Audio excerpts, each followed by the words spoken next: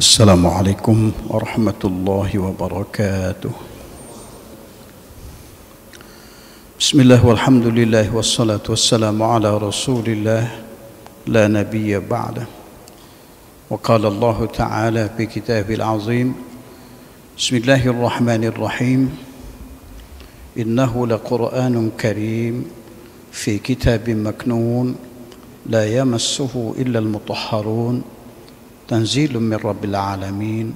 صدق الله العظيم وصدق رسوله النبي الكريم ونحن على ذلك من الشاهدين والشاكرين والحمد لله رب العالمين.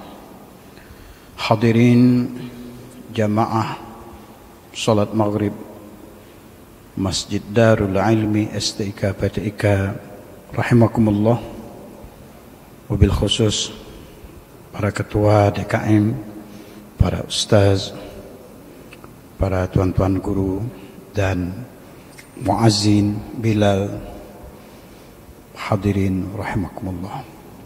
Mari bersama-sama di awal muqaddimah kajian kita di malam hari yang berbahagia ini, sama-sama kita mengucapkan syukur kepada Allah Subhanahu wa taala di atas rahmat dan karunia Allah yang telah Allah berikan kepada kita.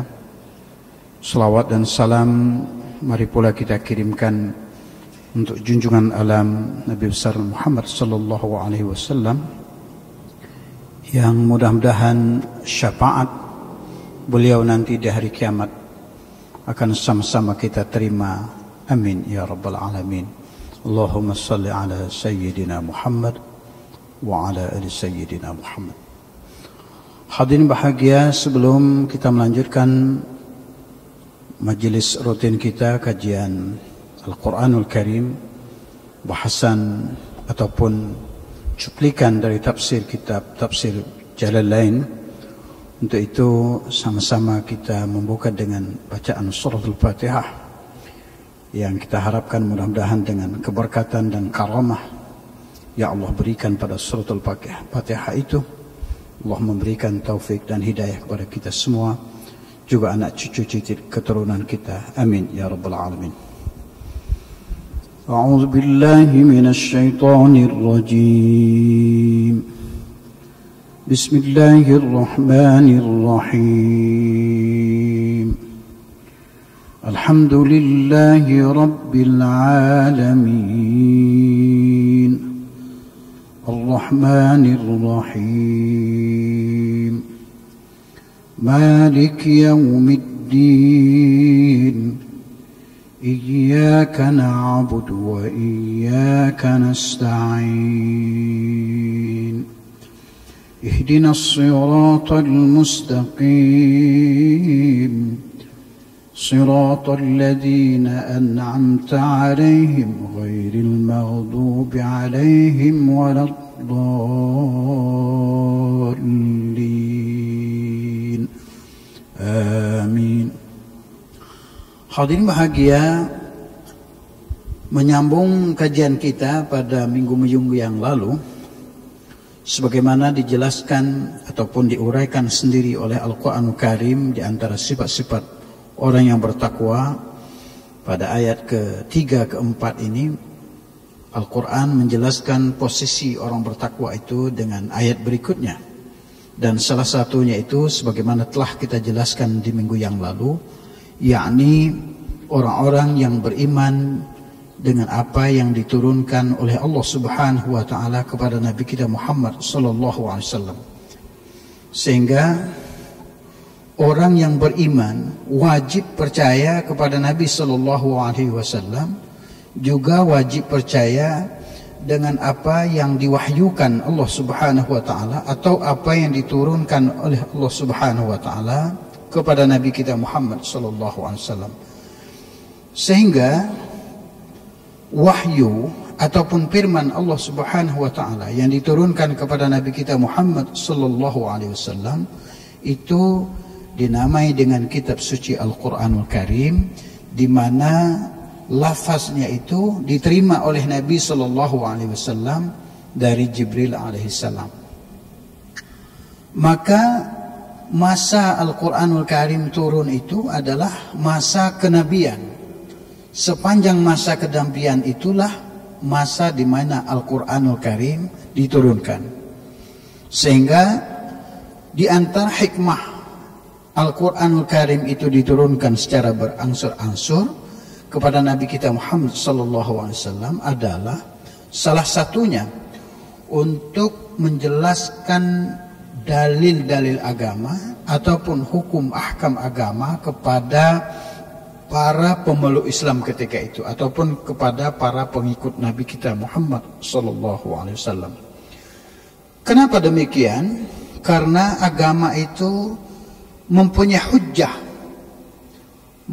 hujjah terhadap hukum-hukum yang dibawa oleh Nabi kita sallallahu alaihi wasallam. Salah satunya kita lihat dulu orang-orang kafir Quraisy itu biasa minum minuman yang memabukkan, khamar. Tapi di dalam Al-Quran menjelaskan keharaman khamar itu sendiri, ataupun Nabi SAW menjelaskan keharaman khamar itu kepada kaum muslimin ketika itu, ataupun pengikut-pengikut beliau ketika itu, maka tidaklah dijelaskan sekaligus serta-merta, wahai kaum muslimin, tidak boleh minum khamar karena khamar itu haram ataupun berdosa. Tidak. Ketika perintah larangan itu tiba, maka Allah Subhanahu wa ta'ala membuat batasan-batasan dari perintah itu.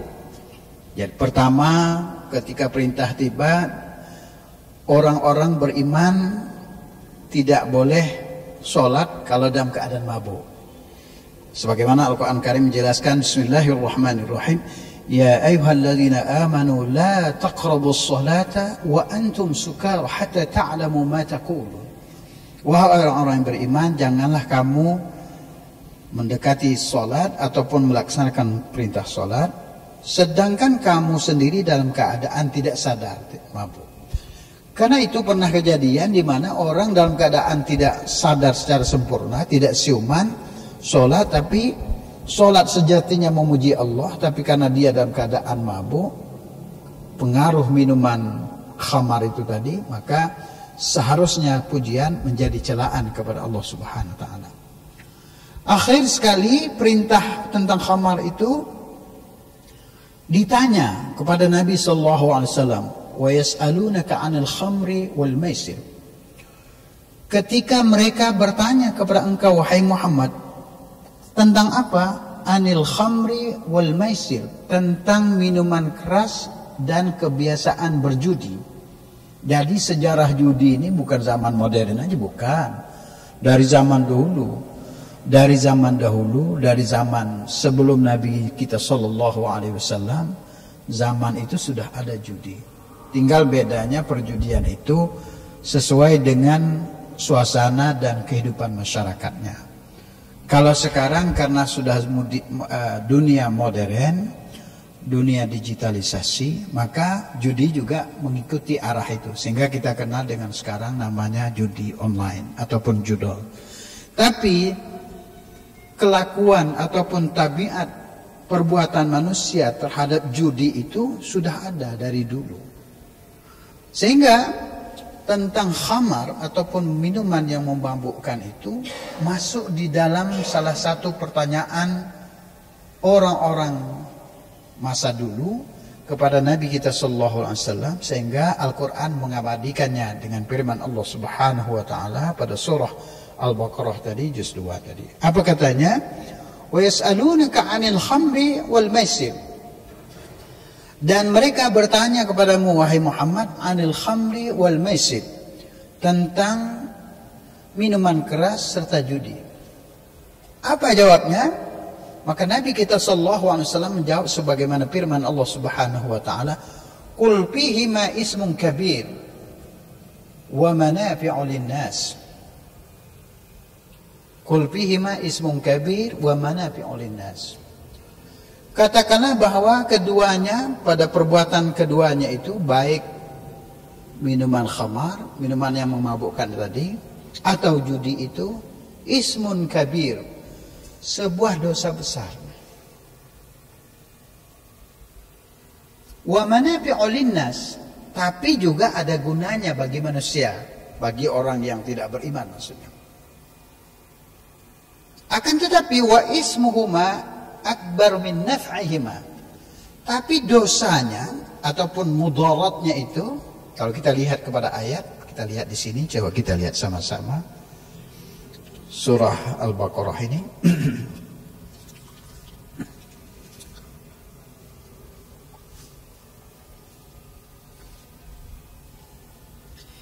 Yas'alunaka 'anil khamri wal maisir qul fihima ismun kabir wa manafi'u lin-nasi wa ismuhuma akbaru min naf'ihima.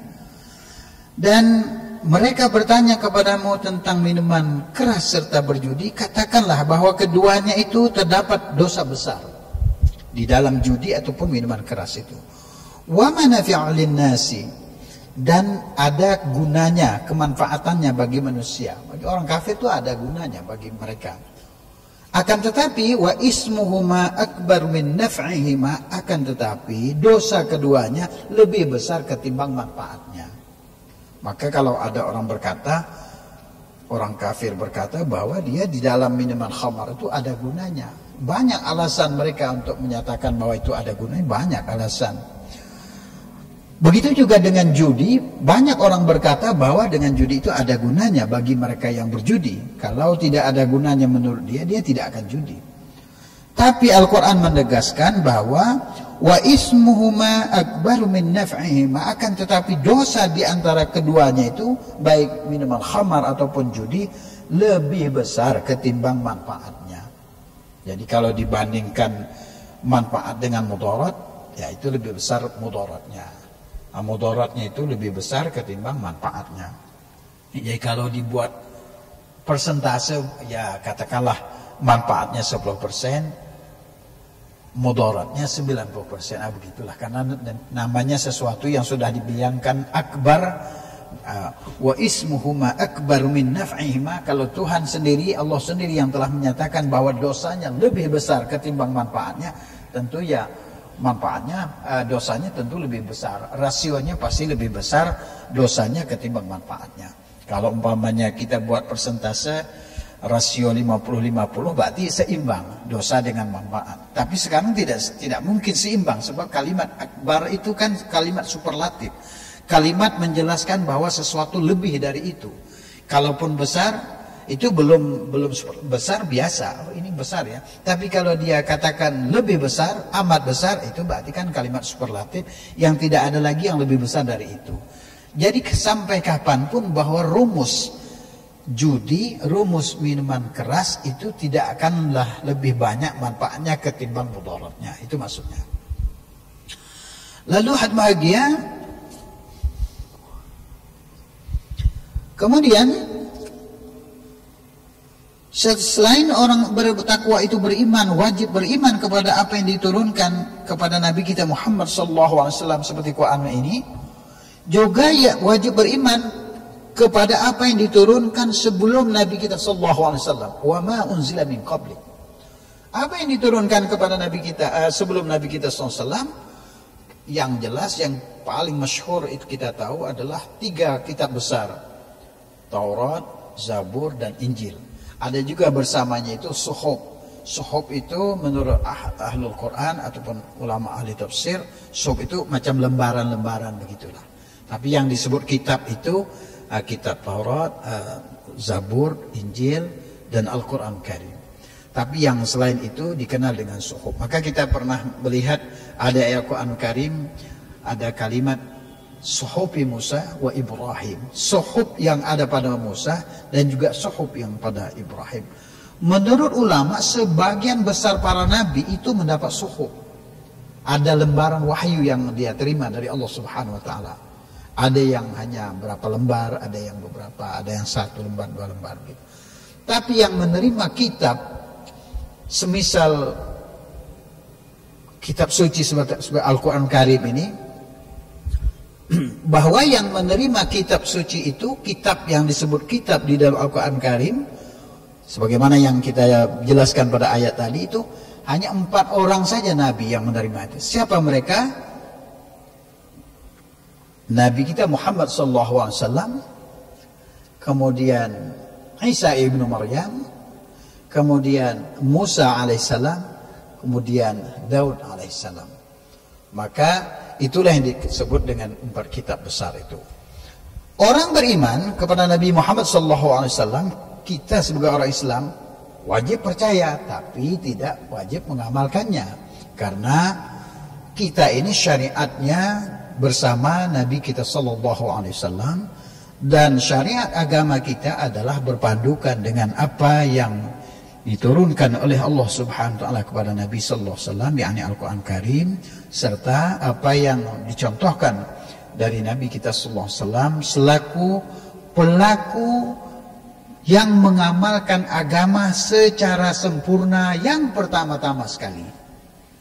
Jadi kalau orang berpandukan kepada Al-Qur'an saja mengamalkan agama, dia tidak dapat dikategorikan sempurna, sebab contoh orang yang mengamalkan agama itu tidak dapat diuraikan dengan kita hanya membaca Al-Quran Karim, tapi dengan kita melihat Nabi Sallallahu Alaihi Wasallam atau mempelajari hadis-hadis beliau Sallallahu Alaihi Wasallam, maka itulah dapat dilihat seperti apa perintah agama itu dilaksanakan. Contoh sederhana, kita lihat bagaimana perintah Quran tentang salat. Al-Quran Karim menjelaskan kewajiban salat sebagaimana dijelaskan bahwa wa aqimus salata wa atuz zakata warka'u ma'ar raki'in, dan hendaklah kamu tegakkan salat, tunaikan salat, kerjakan salat, tunaikan zakat, dan rukuklah bersama orang-orang yang rukuk. Kalimat perintah mengerjakan salat itu sifatnya umum, tapi bagaimana bentuk pelaksanaan salat itu kita tidak tahu kalau kita tidak dapat didikan ataupun pelajaran Nabi kita sallallahu alaihi wasallam. Maka kesempurnaannya itu harus mutlak belajar dari apa yang diajarkan oleh Nabi kita Muhammad sallallahu alaihi wasallam. Ternyata salat itu, salat yang disebut oleh Al-Qur'anul Karim itu yang maktubah itu ada 5. Ada salat zuhur, ada salat asar, ada salat maghrib, ada salat isya, ada salat subuh. Inilah yang disebut oleh Al-Quran Karim, inna salata kanat 'alal mu'minina kitaban mawquta. Sungguhnya salat yang telah kami pardukan kepada orang-orang beriman adalah pada waktu yang telah ditetapkan. Nah, waktu yang ditetapkan itu diajarkan langsung oleh Jibril alaihissalam kepada Nabi kita Muhammad sallallahu alaihi wasallam, lalu Nabi kita mengajarkan kepada para sahabat, sampailah kepada kita semua ini. Kapan masuknya waktu maghrib? Katakanlah sekarang jam 17.49 umpamanya. Kapan waktu masuknya sholat isya? Katakanlah jam 19.58 umpamanya. Kapan masuk waktu sholat subuh? Katakanlah 4.37 sekarang. Kapan masuk waktu sholat zuhur? Katakanlah jam 11.51. Kapan masuknya waktu sholat asar? Katakanlah jam 15:09. Itu semuanya sesuai dengan apa yang kita terima ataupun yang kita pelajari, turun secara mutawatir dari apa yang diajarkan oleh Nabi kita sallallahu alaihi wasallam, sesuai dengan fikih yang kita pelajari dari Nabi kita sallallahu alaihi wasallam melalui jalur para ulama. Waktu sholat itu tidak bisa kita karang-karang. Umpamanya kita sekarang berada pada kurun waktu antara maghrib dan isya. Kita mau sholat subuh, tidak bisa. Atau kita di antara sholat isya dan subuh, umpamanya jam 7.30 nanti sampai jam 4.43, kita nggak bisa melakukan sholat zuhur karena waktunya belum masuk. Dan seterusnya dan seterusnya. Oleh sebab itu kata Quran Karim, solat itu yang dipardukan kepada orang beriman adalah pada waktu yang sudah ditentukan. Jadi walaupun kita rajin, kita ahli ibadah, umpamanya kita semangat untuk taat dalam ibadah, khusus kepada solat fardu, kita tidak bisa melakukannya pada waktu yang kita kehendaki saja. Tapi mutlak harus mengikuti waktu yang sudah ditetapkan. Dan tidak boleh berganti. Zuhur tidak bisa berganti dengan maghrib, maghrib tidak bisa berganti dengan subuh, dan subuh tidak bisa berganti dengan sholat asar. Bagaimana hukumnya antara menggabungkan di antara kedua sholat. Kalau menggabungkan antara kedua sholat pada waktu yang sama, itu punya posisi hukum, status hukum tersendiri. Maghrib digabung bersama Isya, ditarik ke awal, bermakna sholat jamak takdim qasar. Maghrib diakhirkan, dilaksanakan pada waktu Isya, bermakna jamak takhir qasar kalau dia dua. Tapi kalau kita sempurnakan, maka sholat Isya dan Maghrib qasar saja, takhir saja. Kalau Maghrib nanti Isya-nya ditarik tadi dengan Maghrib, berarti sholat Isya jamak takdim saja, tidak ada qasar. Qasar itu artinya disingkat. Yang 4 itu menjadi 2, yang 3 tetap utuh, yang subuh itu tidak bisa ditarik kepada sholat Isya dan juga tidak bisa diundur kepada sholat zuhur. Jadi subuh itu berdiri sendiri, yang bisa dijamak itu hanya ada 4 waktu. Sholat zuhur bersama maghrib, sholat asar, kemudian sholat maghrib bersama sholat Isya, dan sebaliknya. Al-Quran menjelaskan di samping mereka itu wajib beriman kepada apa yang diturunkan kepada Nabi sebelum Nabi kita Muhammad sallallahu alaihi wasallam, semisal Taurat, Zabur, Injil tadi. Juga orang yang beriman itu, yang ahli takwa itu, yang disebut orang yang muttaqin itu, wajib yakin dengan hari akhirat. Hari akhirat itu sesuatu yang menurut sekarang ini masih misteri. Banyak sekali juga orang-orang berkata, itu kan nanti, belum tahu lagi. Itu kata orang umum.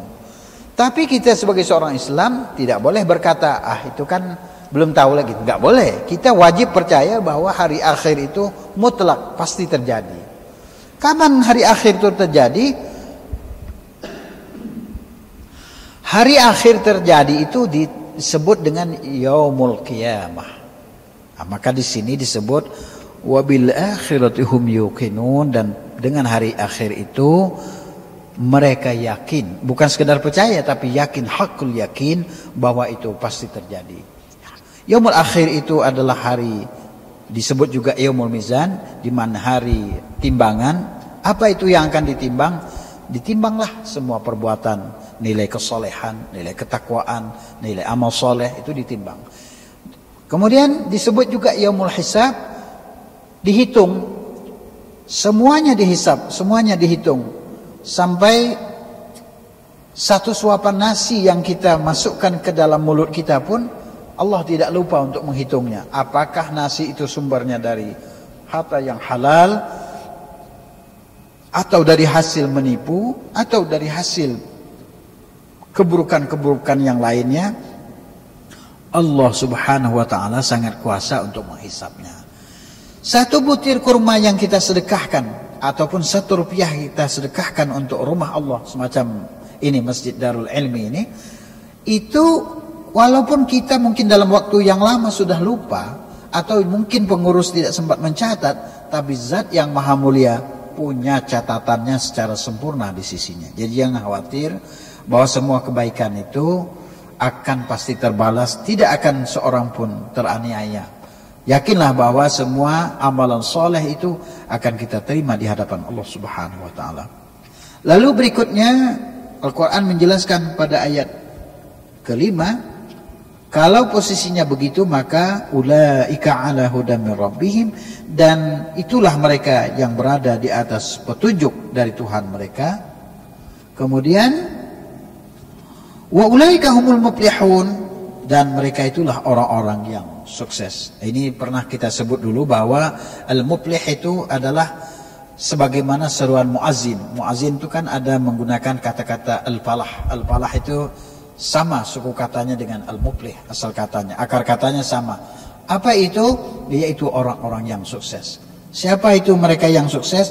Mereka yang salah satunya menyahut panggilan Allah ketika disampaikan azan. Maka berkali-kali kami menyampaikan bahwa hendaklah kita menggunakan muazzin-muazzin yang mempunyai keindahan suara. Mudah-mudahan dengan lantunan suara azan yang merdu itu menggugah hati orang untuk datang ataupun untuk melaksanakan sholat. terutama sholat yang maktubah, afdalnya seorang laki-laki itu dengan cara berjamaah. Dalam sebuah hadis pada satu kitab Fadilah Shalah dikarang oleh seorang ulama bernama Maulana Zakaria Al-Kandahlawi, dijelaskan bahwa sholat seorang itu jauh lebih sempurna nilainya apabila dilakukan dengan berjamaah. Bahkan dalam satu kitab Tanbihul Ghafilin, Al-Imam Abu Lais As-Samarqandi menjelaskan, la salatan li jaril masjid illa bil masajid. Tidaklah afdal salat seseorang tetangga masjid kecuali dilakukan bersama-sama di masjid. Tapi ini khusus kepada salat yang 5 waktu itu, salat wajib itu. Terkait nanti salat yang lain seperti salat sunnah, salat hajat, salat umpamanya salat taubat ataupun salat tasbih atau salat malam, itu memang afdalnya di rumah. Karena sesungguhnya Nabi kita sallallahu alaihi wasallam menjelaskan, sabda beliau, kata beliau, janganlah sampai kamu menjadikan rumah-rumah kamu seperti kuburan. Kenapa demikian? Karena tidak ada aktivitas ibadat kepada Allah ataupun amalan-amalan soleh di dalam rumahmu. Tidak ada baca Quran, tidak ada sholat di rumah. Jangan. Jadi boleh sholat banyak-banyak di masjid, tapi kalau bisa utamakan di masjid sholat 5 waktu, lalu yang lainnya kita sholat di rumah. Maka abdolnya sholat sunat itu di rumah, dan abdolnya sholat wajib itu di masjid secara berjamaah. Lalu ayat berikutnya, ayat ke-6, Allah Subhanahu wa taala menjelaskan, innal ladzina kafaru, adapun sesungguhnya mereka. Siapa mereka? Kafaru. Ini adalah kebalikan terhadap sifat-sifat orang yang sebelumnya. Kalau tadi itu sifat orang-orang beriman, orang-orang yang muttaqin. Tapi sekarang kebalikannya, orang-orang yang terbalik, yang tidak menerima, yang tidak beriman, kafaru. Jadi asal katanya orang-orang kafaru ini kan orang yang tertutup, yang menolak ataupun yang menutup dirinya dari kebenaran ataupun dari cahaya Islam itu sendiri, disebut kafaru. Bagaimana posisi mereka? Sawa'un alaihim, sama bagi mereka itu. Sama bagaimana? Sama posisinya. Apakah kita datang memberi peringatan? A'anzartahum am lam tunzirhum la yu'minun. Apakah kamu memberi mereka peringatan ataupun kamu tidak memberi peringatan pada mereka, mereka tetap tidak akan beriman. Orang-orang yang tidak berimani ataupun orang-orang kafir ini dijelaskan oleh Quran, sawa'un alaihim. Keadaan mereka itu dengan petunjuk itu adalah sama saja. Baik kita datang ataupun kita beri peringatan, dia tetap juga tidak akan beriman. Ataupun kita tidak beri peringatan, sama saja, pasti tidak akan beriman. Inilah penyakitnya apabila seseorang itu telah tertutup pintu hidayah padanya. Orang yang tertutup pintu hidayahnya ini itu bermacam-macam jenisnya. Kadang-kadang hidayah itu tertutup karena ada rasa ego di dalam hati, tidak mau menerima kebenaran karena dilihat kebenaran itu datang dari sumber-sumber tertentu. Sebagaimana Nabi kita sallallahu alaihi wasallam itu kan sudah dikenal tentang sejarah kehidupan beliau sebelum beliau lahir. Jadi orang-orang Yahudi, Nasrani dulu itu telah kenal tentang sifat-sifat dan karakteristik Nabi akhir zaman. Mereka sudah kenal tentang Nabi Muhammad sallallahu alaihi wasallam itu. Sebagaimana Al-Qur'an Karim menjelaskan, alladzina atainahumul kitaba ya'rifunahu kama ya'rifuna abna'ahum. Jadi orang ahli kitab itu telah tahu tentang bagaimana Nabi Muhammad itu pribadinya, bentuk wajahnya, bagaimana raut mukanya, bagaimana rambutnya, segala macam. Bahkan para sahabatnya pun mereka sudah tahu. Sebagaimana mereka tahu tentang anak-anak mereka, Tetapi ketika Nabi SAW tiba ataupun datang, mereka menolaknya. Mereka malah menolaknya kebenaran itu karena harapan mereka itu sebelumnya bahwa Nabi akhir zaman itu akan diutus oleh Allah Subhanahu wa taala dari kelompok mereka. Ternyata Allah Subhanahu wa taala justru mengangkat seorang nabi akhir zaman dari bangsa Arab, orang Quraisy, itu yang menyebabkan mereka tidak mau beriman kepada Nabi kita sallallahu alaihi wasallam. Salah satu sebabnya ya. Tapi sebab hakikatnya adalah bahwa Allah telah menutup hati mereka dengan jalan itu, mereka tidak mendapatkan petunjuk dari Allah Subhanahu wa taala. Itu saja bahasan kita sampai ayat ke-6. Insyaallah pada minggu-minggu ke hadapan kita akan bertemu pada bahasan ayat ke-7, 8 dan seterusnya. Mudah-mudahan Allah Subhanahu wa taala memberkati kita dan memberikan hikmah berkah dari Al-Quran Karim dan meningkatkan iman dan takwa kita kepadanya. Amin ya rabbal alamin. Demikian tausiah ataupun bahasan muzakarah kita yang singkat di malam yang berbahagia ini. Mohon maaf terlebih dan terkurang. Wabillahi taufiq wal hidayah. Wassalamualaikum warahmatullahi wabarakatuh.